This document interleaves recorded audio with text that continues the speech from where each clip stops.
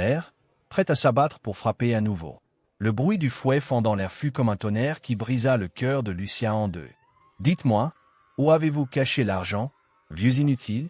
criait Daniela d'une voix pleine de venin. « Je sais que Lucia vous envoyait plus que ce que vous me disiez. Où est-il ?» Le fouet s'abattit sur le dos voûté de Don Arturo, et le vieil homme laissa échapper un gémissement de douleur qui résonna dans la cour trompée. Doña Carmen tenta de le couvrir de son propre corps, recevant le coup suivant sur son épaule fragile. Bienvenue dans Coué Vibrant. Avant de commencer, n'oubliez pas de laisser un like et de nous écrire un commentaire en nous disant depuis quel pays vous nous regardez. Nous aimerions beaucoup savoir d'où vous nous suivez. Vous nous regardez depuis le Mexique, l'Espagne, l'Argentine? Écrivez-le dans les commentaires et partagez cette histoire avec quelqu'un qui a besoin de se rappeler la valeur de la famille. La valise de Lucia tomba au sol dans un bruit sourd. Le paquet d'écharpes roula sur le chemin pavé, s'ouvrant partiellement et révélant la couleur vert émeraude de l'une d'elles, la couleur préférée de sa mère. Mais Lucia ne pouvait détacher ses yeux de la scène qui se déroulait devant elle. Ses jambes, qui avaient arpenté les rues de Londres pendant 4 ans, qu'il avait ramenées chez elle avec tant d'illusions, semblaient maintenant faites de plomb. « Daniela !» Le cri jaillit du plus profond de son être. Un rugissement d'incrédulité, d'horreur, d'une rage si profonde qu'elle ne savait même pas qu'elle en était capable. Daniela se retourna brusquement, le fouet encore à la main, son visage mêlant surprise et quelque chose qui ressemblait presque à de la peur. Pendant un instant, les deux sœurs se regardèrent à travers le rideau de pluie. Lucia vit dans les yeux de Daniela quelqu'un qu'elle ne reconnaissait pas, quelqu'un en qui sa petite sœur s'était transformée pendant son absence. « Lucia !» La voix de Daniela se brisa une seconde, mais elle retrouva rapidement sa dureté. « Ce n'est pas ce que tu crois. Ce n'est pas ce que tu crois. » Lucia commença à avancer vers eux, ses pieds éclaboussant les flaques, la pluie la trempant entièrement, sans que cela ne lui importe le moins du monde. « Tu es en train de frapper nos parents. Tu les maltraites sous la pluie comme s'ils étaient des animaux. » Don Arturo leva lentement la tête. Ses yeux, que Lucia se souvenait toujours pleins de lumière et d'amour, étaient maintenant enfoncés dans des orbites sombres, avec de profondes cernes qui parlaient de nuits sans sommeil, de jours sans nourriture suffisante. Lorsqu'il la reconnut, quelque chose se brisa dans son regard, comme si toute la force qu'il avait maintenue pour survivre s'effondrait d'un coup. « Ma fille » murmura-t-il d'une voix rauque. « Ma Lucia, tu es revenue. » Doña Carmen leva aussi les yeux. Son visage était couvert d'échymoses à différents stades de guérison. Certaines jaunâtres et anciennes, d'autres bleutées et récentes, et une particulièrement horrible sur sa pommette droite, d'un violet foncé, presque noir. Sa lèvre inférieure était fendue et saignait. Et lorsqu'elle tenta de sourire en voyant sa fille, Lucia remarqua qu'il lui manquait 2 dents. « Maman !» Lucia tomba à genoux dans la boue à côté de ses parents, sans se soucier que son manteau neuf soit ruiné, sans se soucier de rien d'autre que de les toucher, de s'assurer qu'ils étaient réels, qu'ils étaient en vie. Elle étendit les bras et les serra tous les deux de toutes ses forces, sentant leur corps trembler contre le sien, si maigres, si fragiles, comme des oiseaux blessés. « Qu'est-ce qu'elle vous a fait ?» Lucia leva les yeux vers Daniela, les larmes se mêlant à la pluie. « Qu'est-ce que tu as fait à nos parents ?» Daniela laissa tomber le fouet au sol avec dédain. Elle portait un tailleur exécutif qui avait probablement coûté plus que ce que ses parents mangeaient en un mois, et ses talons s'enfonçaient dans la boue de la cour. Son maquillage, soigneusement appliqué ce matin-là, coulait maintenant sur ses joues sous la pluie, lui donnant une apparence presque diabolique. « Ce que je leur ai fait ?» répéta Daniela avec un rire amer. « Je leur ai donné un toit au-dessus de leur tête. Je leur ai donné à manger, même si c'est le minimum. Je leur ai permis de continuer à vivre dans cette maison qui, techniquement, est à moi maintenant. Et comment me remercient-ils? En cachant l'argent que tu leur envoyais. De l'argent qui aurait aussi dû être à moi, parce que c'est moi qui suis resté ici à m'occuper d'eux pendant que toi tu vivais ta vie de luxe en Angleterre. Vie de luxe. » Lucia se leva lentement, se plaçant de manière protectrice devant ses parents. Sa voix était basse, dangereuse. « J'ai travaillé 16 heures par jour en donnant des cours d'anglais. J'ai vécu dans une chambre de la taille d'un placard. J'ai mangé des nouilles instantanées pendant des mois pour pouvoir économiser. J'ai manqué des mariages, des anniversaires, des Noëls. J'ai perdu 4 ans de ma vie parce que je croyais que toi, ma sœur, mon propre sang, tu prendrais soin de nos parents avec l'argent que je leur envoyais. » La pluie tombait plus fort maintenant, comme si le ciel lui-même pleurait la tragédie qui se déroulait dans cette petite cour. Don Arturo se mit à tousser violemment, son corps secoué de spasmes qui faisaient craindre à Lucia qu'il ne se brise en morceaux. Doña Carmen le soutenait en murmurant des prières à voix basse, ses lèvres bougeant en supplications silencieuses adressées à un Dieu qui semblait les avoir abandonnés. « Aide-moi à les rentrer à l'intérieur » ordonna Lucia à sa sœur. « Tu ne peux pas me donner des ordres » répondit Daniela, mais sa voix avait perdu une partie de sa férocité. « Tu es parti. Moi, je suis resté. Cette maison est à moi maintenant. C'est la maison de nos parents. » cria Lucia, et quelque chose dans son ton dut atteindre Daniela, car sa sœur cadette fit un pas en arrière. « Et si tu ne m'aides pas à les rentrer tout de suite, je te jure par tout ce qu'il y a de sacré que j'appellerai la police. C'est de la maltraitance. C'est un crime. » Daniela serra les lèvres, les yeux brillants de rage contenue, mais finit par hocher la tête. À elles deux, elles relevèrent Don Arturo et Doña Carmen de la boue. Leurs parents pouvaient à peine marcher, leurs jambes faibles et tremblantes après être restés si longtemps à genoux sous la pluie froide. Chaque pas semblait être une agonie pour eux, et Lucia pouvait sentir chaque os du corps de son père à travers sa chemise trempée. Il n'y avait presque rien entre la peau et l'os. Sa mère ne pesait pas plus qu'une enfant. Combien de temps avait-il vécu ainsi? Combien de temps Daniela leur avait-elle infligé cet enfer? La maison, lorsqu'ils entrèrent enfin, était complètement différente de celle dont Lucia se souvenait. Avant, c'était un foyer plein de vie, avec des photos aux murs, des plantes aux fenêtres, l'odeur du pain fraîchement cuit flottant toujours dans l'air. Sa mère avait été une cuisinière merveilleuse, célèbre dans tout le quartier pour ses tamales et ses pains sucrés. Son père tenait un petit atelier de menuiserie dans le garage, où il fabriquait de beaux meubles qu'il vendait au marché local. Maintenant, les murs étaient nus, peints d'un blanc stérile qui rappelait celui d'un hôpital. Il n'y avait plus de plantes, plus de photos, plus aucune trace que les personnes qui vivaient ici avaient une histoire, des souvenirs, une âme. Les meubles neufs étaient modernes et coûteux, complètement déplacés dans cette maison construite avec amour et des décennies de souvenirs. Où sont les affaires de maman et papa? Demanda Lucia en aidant sa mère à s'asseoir sur un canapé en cuir noir qui coûtait clairement plus que ce que ses parents avaient gagné en toute une vie. Où sont les photos? Où est la boîte à couture de maman? Où sont les outils de papa? Je les ai vendus, répondit Daniela sans la moindre émotion. Où jeter? C'étaient de vieilles choses qui prenaient juste de la place. J'avais besoin de place pour mes affaires. Lucia se retourna vers sa sœur, l'incrédulité gravée sur chaque trait de son visage. Ce n'est pas ta maison, Daniela. C'est la maison de nos parents. La maison où nous avons grandi. La maison que j'entretiens maintenant, la coupa Daniela durement. Tu es partie, Lucia. Tu es partie vivre ton rêve en Angleterre, me laissant ici gérer tout le reste. Les parents vieillissants, les factures, les problèmes quotidiens. Et tu sais ce que j'ai découvert? Que s'occuper de deux personnes âgées coûte cher, très cher. Et l'argent que tu envoyais, même si c'était beaucoup, n'a jamais été suffisant. Lucia inspira profondément, essayant de contrôler la fureur qui menaçait de la consumer. Elle devait rester calme. Elle devait comprendre ce qui s'était passé, comment les choses en étaient arrivées là. Mais surtout, elle devait s'occuper de ses parents.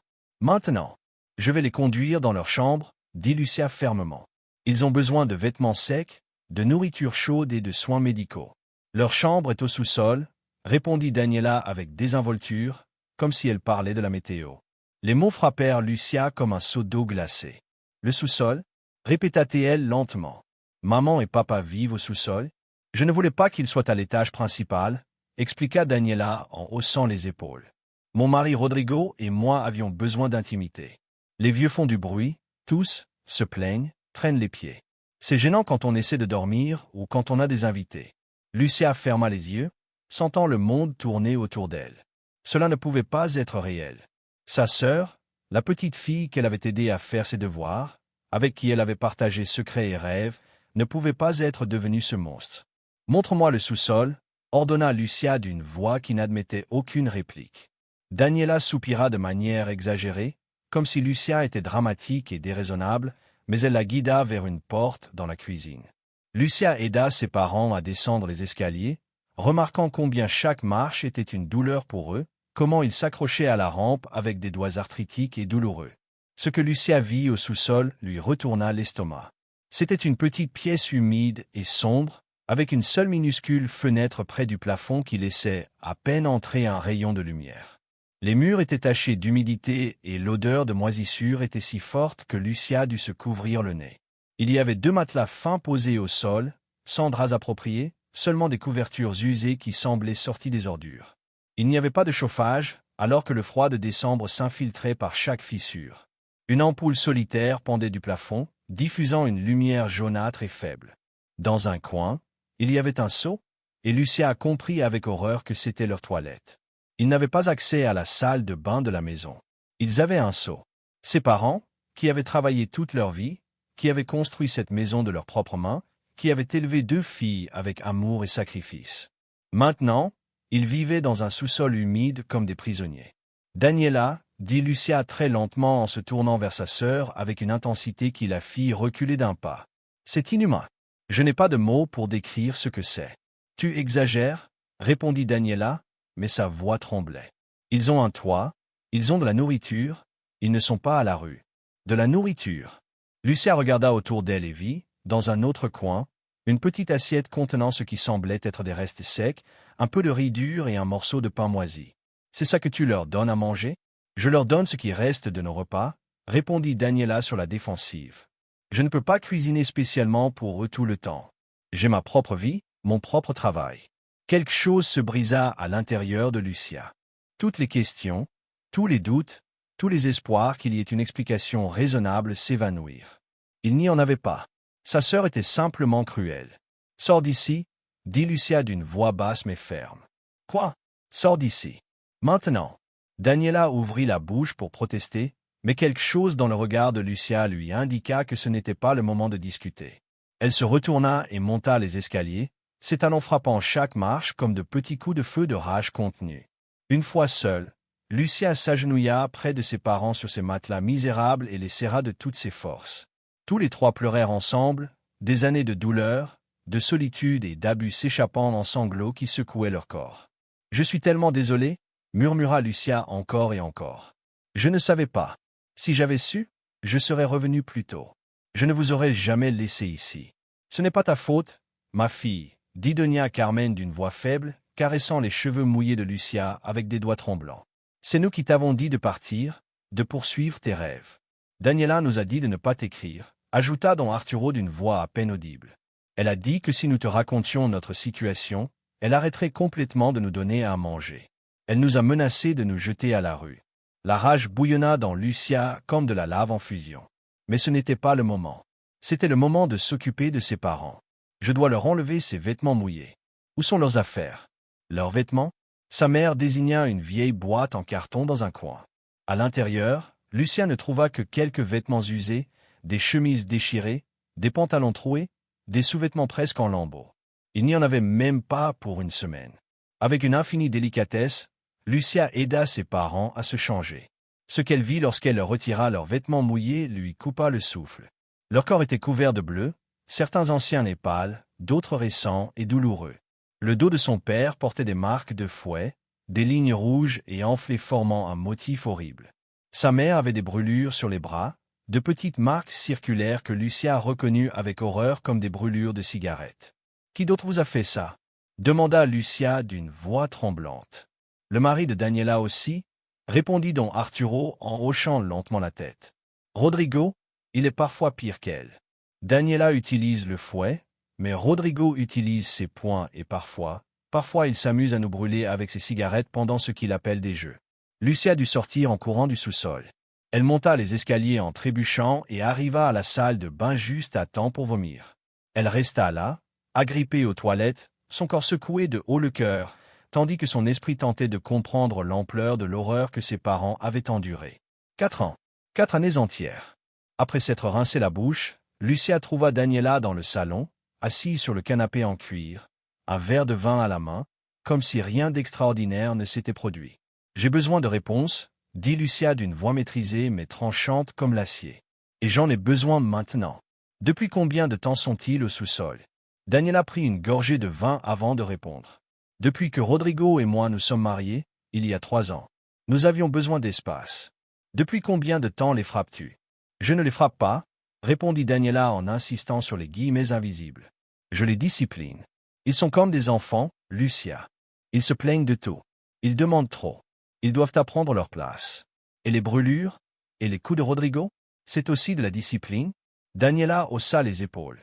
Parfois, ils deviennent difficiles, ils refusent d'obéir. Il faut leur montrer qui commande. Lucia sentit la pièce tourner autour d'elle. Cela ne pouvait pas être sa sœur. La Daniela qu'elle connaissait avait été douce, un peu gâtée peut-être, mais jamais cruelle. Qu'est-ce qui s'était passé? Comment en était-on arrivé là? L'argent que j'envoyais, dit Lucia lentement. J'envoyais 200 chaque mois. Que as-tu fait de cet argent? Pour la première fois, Daniela eut la décence de paraître mal à l'aise. Je l'ai utilisé pour entretenir la maison. Pour entretenir la maison. Lucia regarda autour d'elle, voyant les meubles coûteux, l'énorme télévision accrochée au mur, la décoration de designer.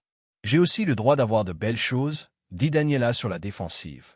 Je suis resté ici à m'occuper d'eux, à sacrifier mon temps, ma jeunesse. Je mérite quelque chose en retour. Cet argent n'était pas pour toi, répondit Lucia. Il était pour eux, pour leur nourriture, leurs médicaments, leur bien-être. Eh bien, ils vivent ici gratuitement. Alors je dirais que c'est juste que j'utilise une partie de l'argent pour faire des améliorations dans ma maison. Ce n'est pas ta maison, cria Lucia, perdant enfin le contrôle. C'est la maison de nos parents. Ils l'ont construite. Ils ont travaillé pendant 40 ans pour la payer. Comment oses-tu dire qu'elle est à toi? Parce qu'ils me l'ont donnée, répondit Daniela froidement. Ils ont signé les papiers il y a 2 ans. Tout est légal. Cette maison est officiellement à moi. Lucia eut l'impression de recevoir un coup de poing dans l'estomac. Tu les as forcés à signer. Je les ai convaincus, corrigea Daniela. Je leur ai dit que ce serait plus simple pour gérer les finances, pour faire les réparations. Ils m'ont fait confiance. Tu les as manipulés. Tu as abusé de leur confiance. Daniela se leva du canapé, son verre de vin toujours à la main, et marcha jusqu'à la fenêtre. Dehors, la pluie était tombée en une fine bruine. Les lumières de Noël des maisons voisines brillaient joyeusement, un contraste cruel avec l'obscurité qui remplissait cette maison.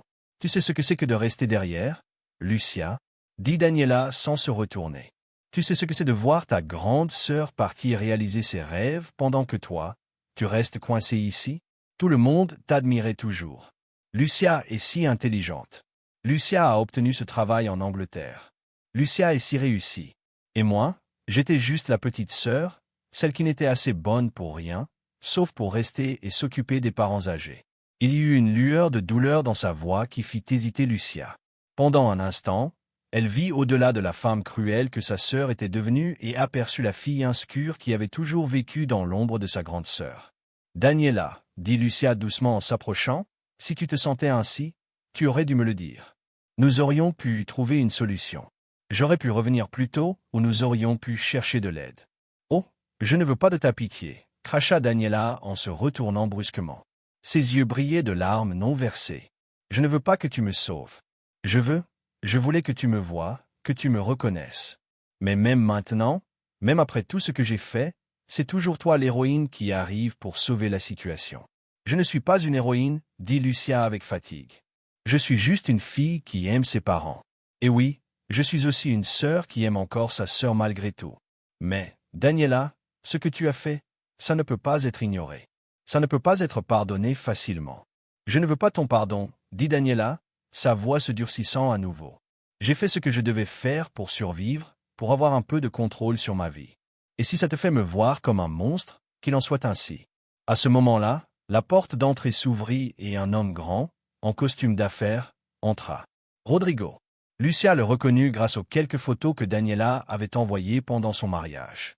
Il était beau d'une manière artificielle, les cheveux plaqués en arrière avec du gel et un sourire qui n'atteignait pas ses yeux. « Chérie, qui est notre invité ?» demanda Rodrigo en posant sa mallette au sol et en retirant son manteau. Puis il vit Lucia et son sourire s'élargit. « Ah, ça doit être la fameuse grande sœur. Daniela m'a beaucoup parlé de toi. »« Ah oui, » répondit Lucia froidement. « T'a-t-elle aussi parlé de la façon dont elle frappe nos parents ou de la manière dont elle les fait vivre au sous-sol comme des prisonniers ?» Le sourire de Rodrigo ne vacilla pas une seconde. « Je vois que tu as découvert notre petit arrangement. Dommage. Daniela et moi avons beaucoup apprécié d'avoir la maison pour nous seuls. » Son ton désinvolte, comme s'il parlait de la météo ou d'un match de football, brisa quelque chose à l'intérieur de Lucia. Elle se jeta vers lui, mais Daniela s'interposa. « Lucia, non, » avertit sa sœur. Rodrigo est avocat, il connaît la loi. Si tu le touches, il te poursuivra. Et ce que vous avez fait? Cria Lucia. La maltraitance des personnes âgées? Vous croyez que ce n'est pas contre la loi? Rodrigo rit. Un rire désagréable et arrogant. Essaie de le prouver. Il n'y a pas de marques visibles qui ne puissent être expliquées comme des chutes accidentelles. Les personnes âgées sont fragiles, tu sais. Elles tombent tout le temps. Et quant à leurs conditions de vie, eh bien, ils vivent ici grâce à notre générosité. S'ils ne sont pas contents, ils sont libres de partir à tout moment. Sauf qu'ils n'ont ni argent ni documents. N'est-ce pas? Dit Lucia, commençant à comprendre l'ampleur de la manipulation. Où sont leurs papiers d'identité, leurs actes de naissance, leurs cartes bancaires? Daniela et Rodrigo échangèrent un regard. Dans un endroit sûr, dit doucement Rodrigo, pour les protéger du vol. Bien sûr, pour les contrôler complètement. Sans documents, ses parents ne pouvaient rien faire. Ils ne pouvaient pas aller à la banque, ni demander de l'aide gouvernementale, ni même prouver qui ils étaient. Lucia inspira profondément, se forçant à se calmer. Elle devait penser clairement. Elle avait besoin d'un plan. Elle ne pouvait pas simplement emmener ses parents cette nuit-là. Elle n'avait nulle part où les conduire. Évidemment, elle ne les laisserait pas ici une minute de plus. Très bien, dit Lucia lentement. Voilà ce qui va se passer. Je vais aller au sous-sol et passer la nuit avec mes parents. Demain matin, je les emmènerai à l'hôpital pour qu'ils soient examinés. Ensuite, nous trouverons un endroit où ils pourront vivre dignement. Et ensuite, Daniela, nous aurons une conversation très sérieuse sur l'argent que j'ai envoyé. Tu ne peux pas les emmener, dit Daniela, mais sa voix avait perdu de son assurance. Si, je peux. Ce sont aussi mes parents. Et contrairement à toi, je me soucie réellement de leur bien-être. C'est ma maison, insista Daniela. Pour l'instant, répondit Lucia de façon significative. Mais quelque chose me dit que lorsqu'un juge entendra comment tu as obtenu cet acte de propriété, les choses pourraient changer très vite. Rodrigo fit un pas en avant, son expression se durcissant. Tu nous menaces? Non, répondit Lucia en soutenant son regard sans ciller. Je te promets que s'il arrive quoi que ce soit, et je dis bien quoi que ce soit, à mes parents cette nuit, je n'irai pas seulement à la police. J'irai aux médias. J'irai au barreau. Je m'assurerai que tout le monde sache exactement quel genre de personne vous êtes. Un long moment de tension suivit, sans que personne ne bouge. Finalement, Rodrigo haussa les épaules. Comme tu veux. De toute façon, leur plainte me rendait fou. Ce sera un soulagement de s'en débarrasser. Lucia serra les poings si fort que ses ongles s'enfoncèrent dans ses paumes, mais elle ne dit rien de plus. Elle se retourna et descendit les escaliers vers le sous-sol, refermant la porte derrière elle. Ses parents étaient là où elle les avait laissés, recroquevillés ensemble sur l'un des matelas minces, tremblant malgré leurs vêtements secs. Lucia s'allongea à côté d'eux, les entourant de ses bras, partageant la chaleur de son corps. « Demain, nous partons d'ici, murmura-t-elle. Et plus jamais, jamais, vous n'aurez à souffrir ainsi. » Cette nuit-là, dans ce sous-sol froid et humide, Lucia ne dormit pas. Elle resta éveillée à écouter la respiration laborieuse de son père, sentant le corps tremblant de sa mère contre le sien. Elle pensait aux 4 années passées loin d'eux, à tous les appels téléphoniques où Daniela lui avait assuré que tout allait bien, que leurs parents étaient heureux et confortables. Elle pensait à chaque dollar envoyé, à chaque double service travaillé, croyant qu'elle faisait ce qu'il fallait, qu'elle garantissait à ses parents une vieillesse digne. Au lieu de cela, sans le savoir, elle avait financé leur maltraitance. Les larmes coulaient silencieusement sur ses joues, mais Lucia ne fit aucun bruit. Elle ne voulait pas réveiller ses parents, qui avaient finalement sombré dans un sommeil agité. Ils avaient besoin de repos. Le lendemain serait long. Lorsque la lumière de l'aube arriva enfin, filtrant faiblement à travers la petite fenêtre du sous-sol, Lucia réveilla doucement ses parents. « Il est temps de partir, » dit-elle à voix basse. Elle les aida à se lever, à s'habiller avec les meilleurs vêtements qu'ils avaient, même s'ils étaient tous usés et rapiécés. Son père se déplaçait difficilement, le dos endolori par les coups de fouet et les heures passées sur le sol froid. Sa mère boitait, et Lucia vit que ses pieds étaient enflés et couverts d'ampoules. Ils montèrent les escaliers lentement, chaque marche étant un effort. Lorsqu'ils arrivèrent dans la cuisine, ils trouvèrent Daniela en train de préparer du café, agissant comme si c'était une journée normale. « Où croyez-vous aller » demanda-t-elle sans se retourner. « À l'hôpital » répondit Lucia, puis chercher un nouveau foyer pour eux. Daniela se retourna enfin, et pendant un instant, Lucia vit quelque chose dans les yeux de sa sœur. Du regret, de la peur, de la tristesse, quoi que ce fût, cela disparut rapidement, remplacé par ce masque d'indifférence qu'elle semblait avoir perfectionné. « Très bien, dit Daniela. Emmène-les. De toute façon, ce sont un fardeau. Un fardeau que tu as accepté avec plaisir tant que cela signifiait garder l'argent que j'envoyais, répliqua Lucia. Cet argent était une compensation pour mon temps, argumenta Daniela, pour mon sacrifice. Le seul véritable sacrifice ici a été le leur, dit Lucia en désignant ses parents. Ils ont sacrifié leur dignité, leur santé, leur bonheur. Et pourquoi? Pour que tu puisses avoir de beaux meubles et des vêtements chers. Lucia appela un taxi pendant qu'ils attendaient sur le petit perron de la maison. La pluie avait cessé, mais le ciel restait gris et couvert, comme s'il reflétait l'atmosphère sombre. Lucia tenait sa valise d'une main et soutenait sa mère de l'autre. Son père s'appuyait lourdement sur elle, et Lucia pouvait sentir chacun de ses os fragiles. Lorsque le taxi arriva, Lucia aida ses parents à monter avec précaution. Avant de fermer la portière, elle se retourna une dernière fois. Daniela se tenait à la fenêtre, les observant. Leurs regards se croisèrent, et Lucia vit quelque chose qui la fit hésiter. Sa sœur pleurait, mais les larmes arrivaient trop tard. Le mal était déjà fait. L'hôpital fut une expérience déchirante. Les médecins et les infirmières ne purent cacher leur choc en examinant don Arturo et Doña Carmen. La médecin principale, une femme nommée Docteur Martinez, aux cheveux gris et aux yeux compatissants, prit Lucia à part après les premiers examens. « Votre père a 3 côtes cassées qui ont mal guéri, dit-elle d'une voix grave. Il présente des signes de malnutrition sévère, d'anémie et ce qui semble être un début de pneumonie. Votre mère est dans un état similaire, avec en plus des brûlures infectées et 2 orteils cassés au pied gauche qui n'ont jamais reçu de traitement approprié. Mademoiselle Lucia, je dois vous demander comment ils en sont arrivés là. » Lucia raconta tout. Chaque mot était comme arraché un morceau de son cœur. Mais il fallait que quelqu'un d'autre le sache, que cela soit consigné. La docteure écouta avec une expression de plus en plus horrifiée. « C'est de la maltraitance envers des personnes âgées, dit-elle lorsque Lucia eut terminé. C'est un crime grave. J'ai l'obligation légale de le signaler aux autorités. S'il vous plaît, faites-le, dit Lucia. Mais d'abord, je dois m'assurer que mes parents sont en sécurité. Je dois leur trouver un endroit où vivre. » La docteure hocha la tête avec compréhension. « Nous allons les garder ici, au moins une semaine. Ils ont besoin de soins intensifs. Cela vous donnera le temps de faire les arrangements nécessaires. » Durant les jours suivants, pendant que ses parents se rétablissaient à l'hôpital, Lucia travailla sans relâche. Elle contacta un avocat pour voir ce qu'il était possible de faire concernant la maison que Daniela avait fait signer à leurs parents. L'avocat, un homme âgé nommé M. Torres, examina les documents et fronça les sourcils. « Cela a clairement été obtenu sous la contrainte, dit-il.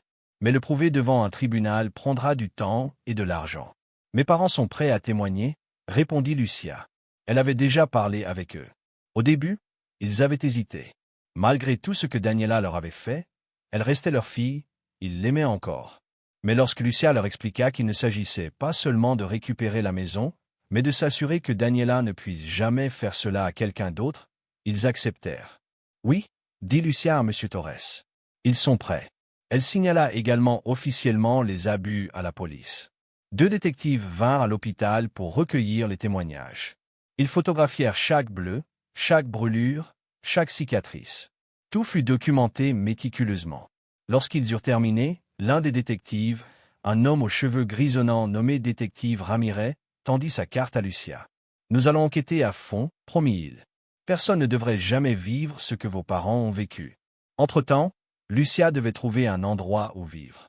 Avec l'aide de quelques amis d'enfance qui vivaient encore en ville, elle trouva un petit appartement de 2 chambres dans un quartier calme.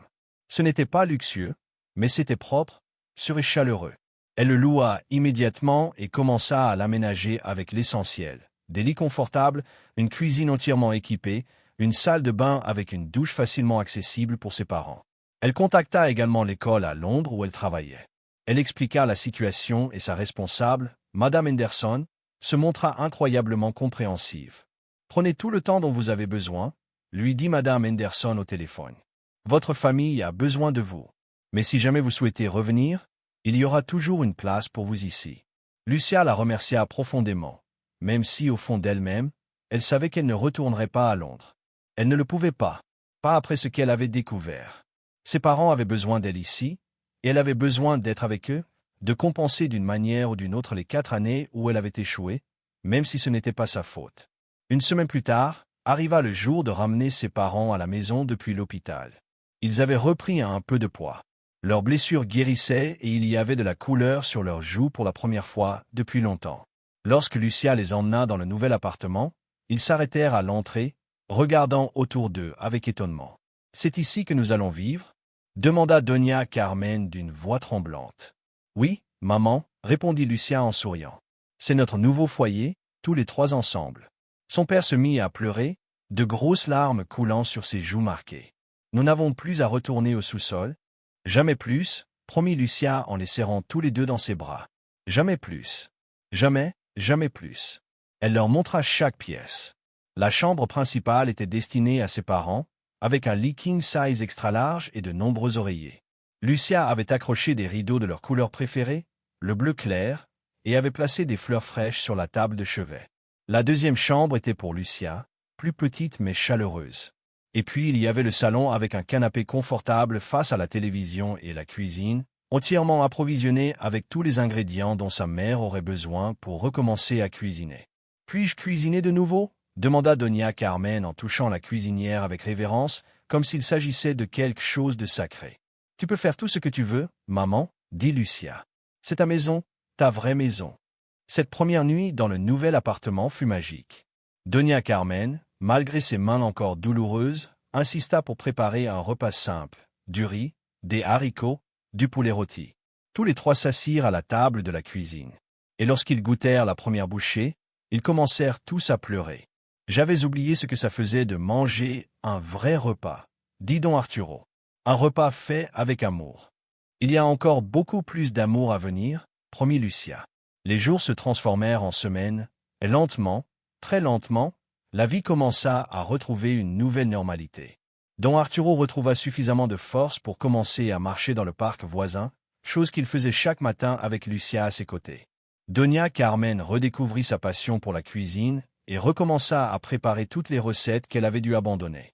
La maison sentait toujours quelque chose de délicieux. Tamal, pain sucré, molle, tous les plats qui avaient en manqué à Lucia pendant ses années en Angleterre. Lucia trouva un travail de traductrice freelance, ce qui lui permettait de travailler depuis chez elle et de rester proche de ses parents. L'argent n'était pas autant que ce qu'elle gagnait en Angleterre, mais c'était suffisant, plus que suffisant, parce qu'elle savait désormais exactement où allait chaque peso. Vers une nourriture nutritive, des médicaments nécessaires, de petits luxes qui faisaient sourire ses parents. Un jour, environ un mois après leur emménagement, la sonnette retentit. Quand Lucia ouvrit la porte, elle trouva Daniela debout là, paraissant très différente de la dernière fois qu'elle l'avait vue. Elle portait des vêtements simples, sans maquillage, et ses yeux étaient rouges et gonflés à force de pleurer. « Puis-je entrer ?» demanda Daniela d'une voix douce. Lucia hésita, sa main serrant le chambranle de la porte. Chaque instinct lui disait de fermer la porte, de protéger ses parents de davantage de douleur. Mais alors elle entendit la voix de sa mère depuis le salon. « Laisse-la entrer, ma fille. » Lucia s'écarta, permettant à Daniela d'entrer. Sa sœur cadette marcha lentement vers le salon, où don Arturo et Doña Carmen étaient assis sur le canapé.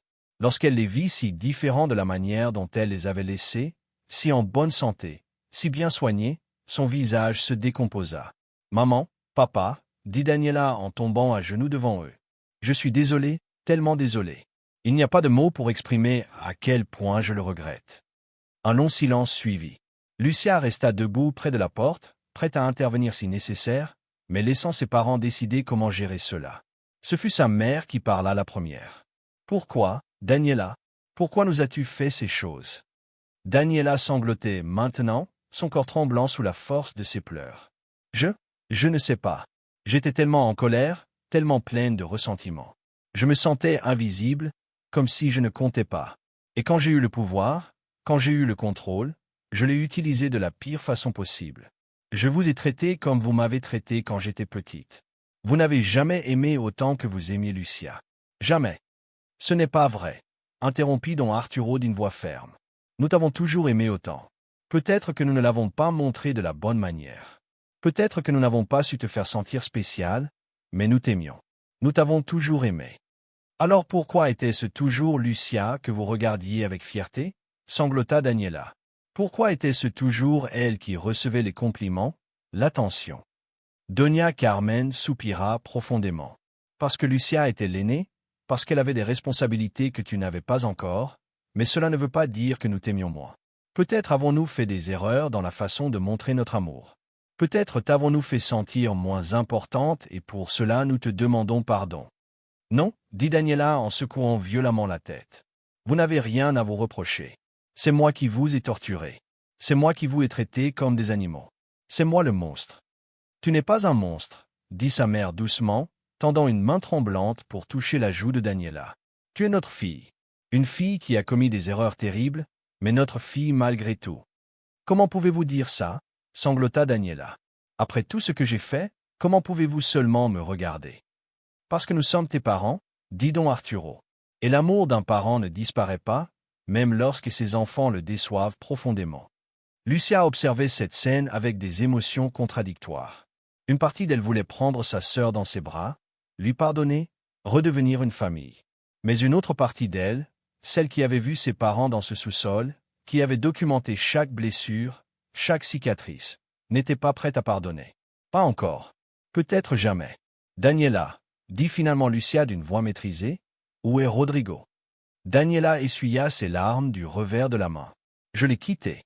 Quand la police est venue poser des questions, quand j'ai compris que ce que nous avions fait était réellement un crime, j'ai eu peur. Rodrigo voulait fuir. Il voulait que nous mentions, que nous disions que tout était inventé, mais je n'ai pas pu. Je n'ai pas pu continuer à mentir. As-tu coopéré avec la police? Demanda Lucia. Daniela hocha la tête. Je leur ai tout dit, chaque détail.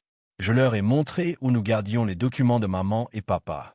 Je leur ai donné accès au compte bancaire qui montrait que j'avais gardé l'argent. J'ai signé une déclaration complète admettant tout. Pourquoi? Demanda Lucia. Pourquoi maintenant? Pourquoi pas il y a des mois, des années?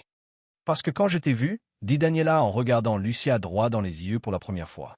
Quand j'ai vu la façon dont tu les serrais dans tes bras, la façon dont tu les regardais avec tant d'amour, j'ai compris ce que j'avais perdu.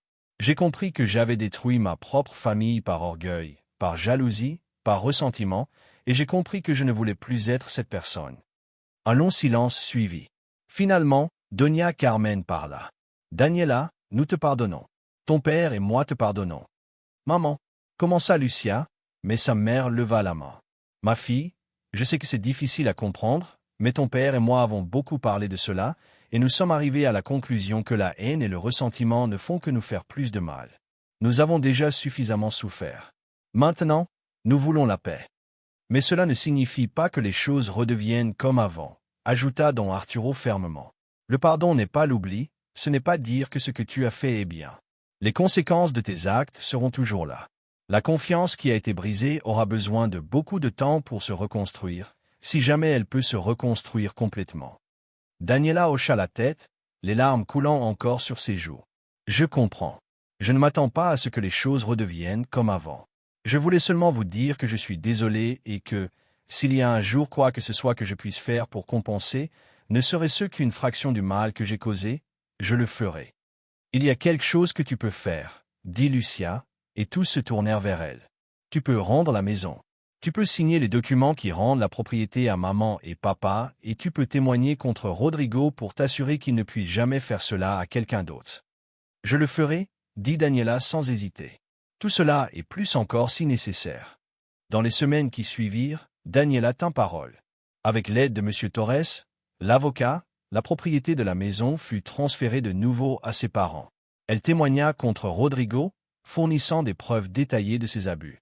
Rodrigo fut arrêté et fit face à des accusations de maltraitance envers des personnes âgées, entre autres. La maison d'origine fut vendue. Don Arturo et Doña Carmen ne voulaient pas y retourner, pas après tout ce qui s'y était passé. L'argent de la vente leur donna, à eux et à Lucia, une sécurité financière qu'ils n'avaient jamais eue auparavant. Daniela, de son côté, fit face à des conséquences légales. Elle reçut également une peine avec sursis et des travaux d'intérêt général et fut obligée de suivre une thérapie intensive. Mais surtout, elle perdit la confiance de sa famille, et elle savait que cela prendrait des années, peut-être toute une vie, pour la retrouver.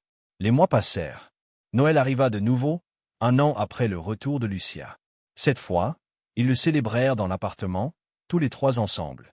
Lucia décora avec des lumières et des ornements, et sa mère prépara tous les plats traditionnels. Son père, désormais beaucoup plus fort, construisit même une petite crèche en bois, retrouvant son ancien talent de menuisier. Daniela ne fut pas invitée au dîner de Noël.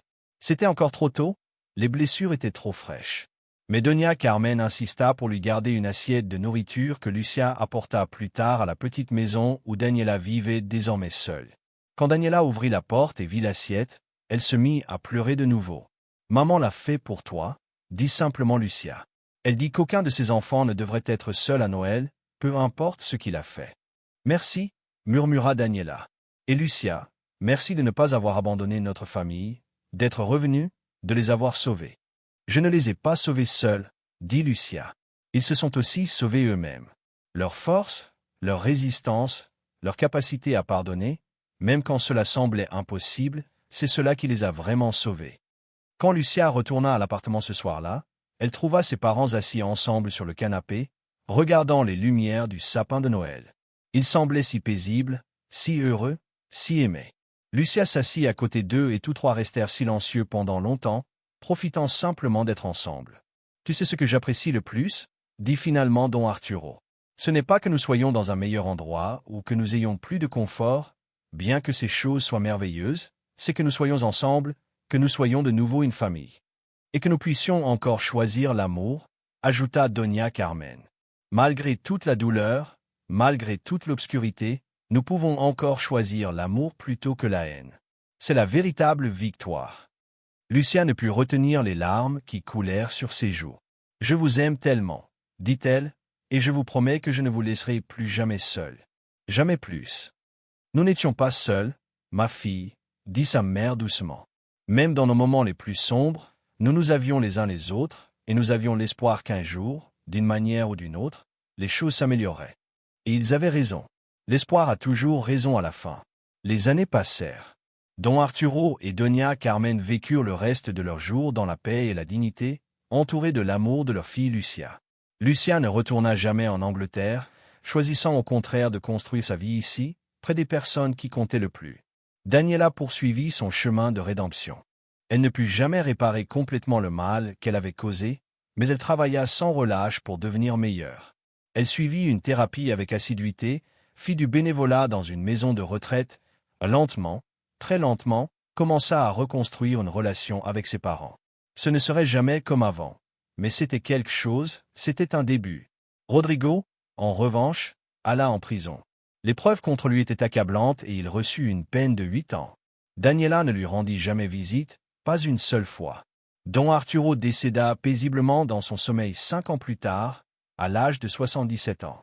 Il mourut dans son propre lit, dans sa propre maison, entouré d'amour.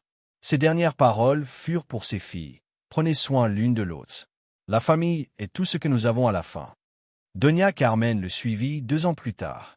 Dans ses derniers jours, elle demanda que Daniela vienne. Lorsque sa fille cadette arriva, Doña Carmen lui prit la main et lui dit « Je te pardonne complètement, sans réserve, sans condition. Vis ta vie en paix, ma fille. Ne porte plus le poids de la culpabilité. » Lors des funérailles, Lucia et Daniela se tinrent côte à côte.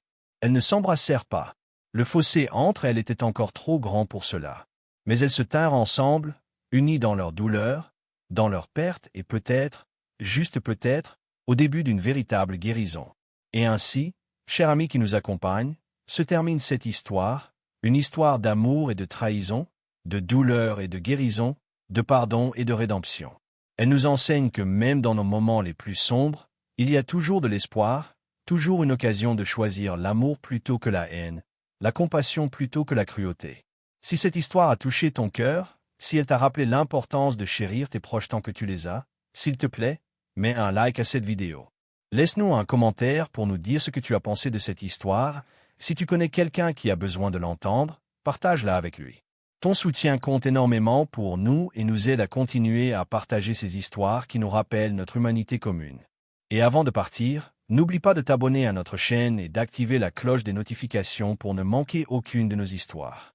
Chaque semaine, nous partageons de nouvelles histoires de vie, d'amour, de famille, des histoires qui nous rappellent ce qui compte vraiment dans ce monde.